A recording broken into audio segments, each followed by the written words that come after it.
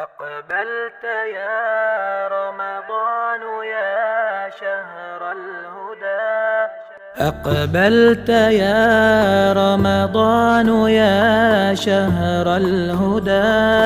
يا سعدنا لما هلالك قد بدا، وحللت يا شهر الصيام مباركا ومؤانسا،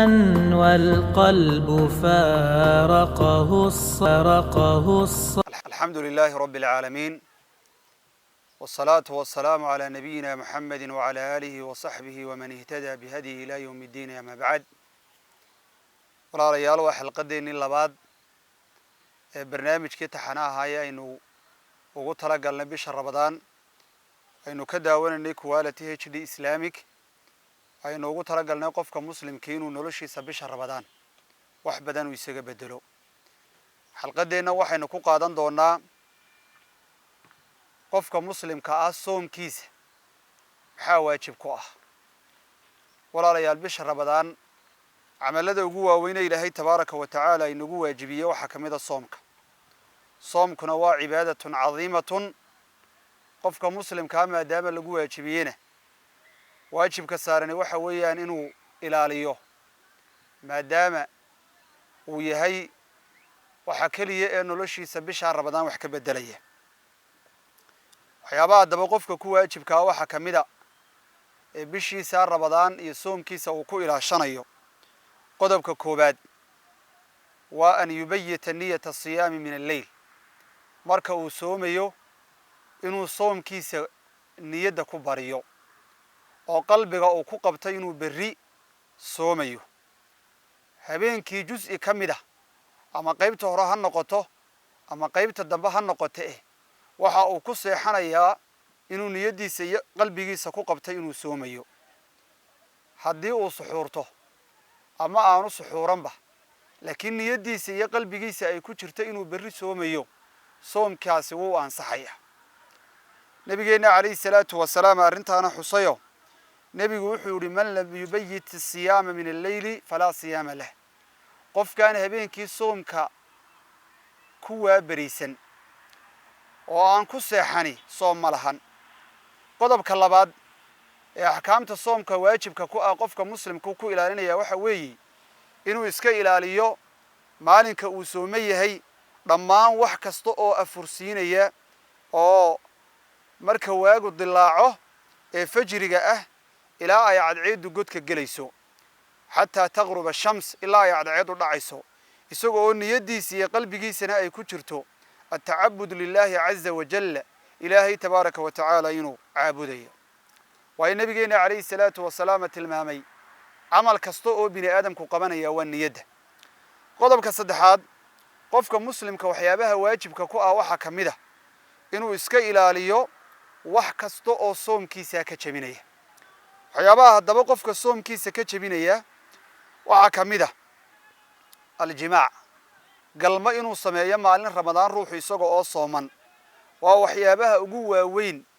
ee ugu dambiga badan leh ee qofka soomkiisa jabinaya. nabigeenu calayhi salaatu wasalaam uu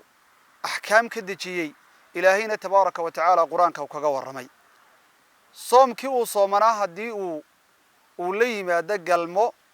maalin Ramadaan, galmadaasi soomkiisa way ka jabinaysaa. waxaana ku laazimaya qofkaasi oo waajib ku noqonaya inuu kafaara gud la yimaado, soomkiina uu soo qaleeyo, ilaahayna tabaaraka wa tacaala uu toobad keeno.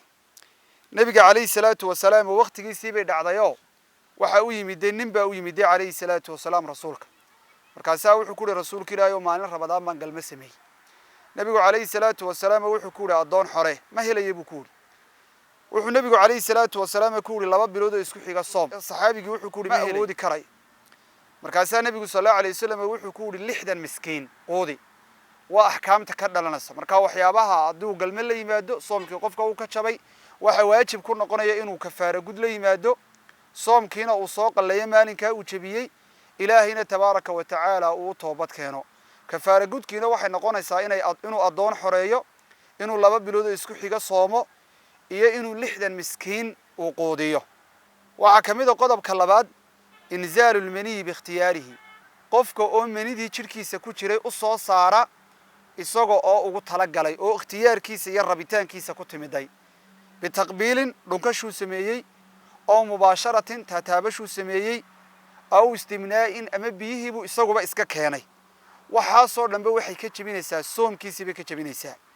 waa nabigu kaleey salaatu wasalaam waxa uu xadiis al-qudsi ku tilmaamay ilaahay ka warinayay yatruku da'amahu wa sharabahu wa shahwatahu min ajli waxa uu uga tagay cunistii iyo cabistii iyo rabitaankiisii shahwada ahaydba ilaahay tabaaraka wa tacaala hortii marka haddii uu walaalayaal qofkaasi marka la yimaado inuu biyihii iska keeno soomkii isagana uu ka jabaya laakiin waxyaabaha culimadu ka soo reebeen halkan aynu ilxaaqinana waxa kamida haddii uu gabadhiisii taabto amaba uu dhunkado isagoo aan biyo ka iman soomkii kama jabayo haddaba haddii ay biyihii kaga yimaadaan manida ahaa riya haddii kaga yimaadaan ama bitafkiir almujarrad isagoo oo meel iska fadhiya un ay biyihii ka soo baxaan qofkaasi kama jabinayo waayo rabitaankiisa iyo ikhtiyaarkiisa biyahaasi kuma iman qodobka saddexaad ee muftiraadka waxyaabaha soomka jabiye kamida waa al-aklu aw ash-shurb qofkii waa inuu wax cabo ama inuu wax cuno inuu ka cabo afka iyo inuu ka cabo sanka waxyaabaha la cunaya waxay doonaan ha noqdaan waxyaabaha la cabayana waxay doonaan ba ha noqdaan waayo ilaahay quraankiisa waxa uu ku xusayaa wa kulu washrabu cuna oo caba ilaa ay idin kala soocmayaan al-khayd al-abyad min al-khayd al-aswad habeenka iyo maalinku ilaa idin kala soocmayaan min al-fajr thumma atimmu siyama ila al-layl marka habeen iyo maalin idin kala soocmaan waagi dilaaco soomkiini dhamaystira ilaa ay cadceedu dhacayso iyo gudka galayso qodobka afraad waxyaabaha soomka jabinaya waxa kamida waxa aan cunno ahayn in cabisna ahayn laakiin meeshoodii gali kara waxa kamida qofkiyo dhiig lagu shubo waayo oo dhiigu jirkiisii buu quudinaya oo uu cunno u noqonaya waxa kamida irbadaha loo qaadanayo cunnada loo qaadanayo sida glucose iyo wixii lamida laakiin waxyaabaha aan loo qaadanaynin cunno ahaan qofka soomkiisii ma jabinayso sida irbadahan caadiga ah sida ay culimada muslimiintu xuseen waxyaabaha soomka qofka ka jabinaya waxa kamida ikhraaju dami bil hijama qofku inuu dhiig iska soo saaro isagoo istoobaya oo dhiigiisii shubaya nabiga kaleey salaatu wasalaam tilmaamay afṭara al-haajim wal mahjum qofkii dhiiga iska xijaamay ee toobinka loo sameeyay iyo qofkii toobinka sameeyay labaduba soomkoogii waa uu jabay laakiin haddii uu dhiiga ka soo baxay qofka uu yahay dhiig yar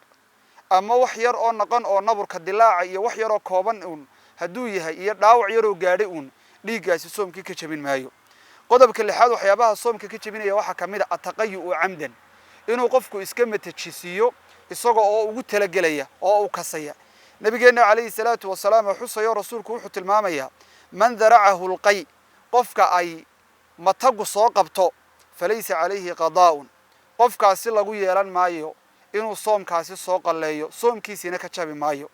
waman istaqa amdan falyaqdi nabigu kaleey salaatu wasalaam wuxuu tilmaamaya ruuxa iska matajiya ruuxaasi soomkiina uu ka jabay qadana waa lagu leeyahay dib uu soo qaleynaya qodobka toddobaad waxyaabaha soomka qofka ka jabinaya waxa kamida ruuxi haday gabar tahay hadii iyada oo sooman uu yimaado dhiigii caadada ahaa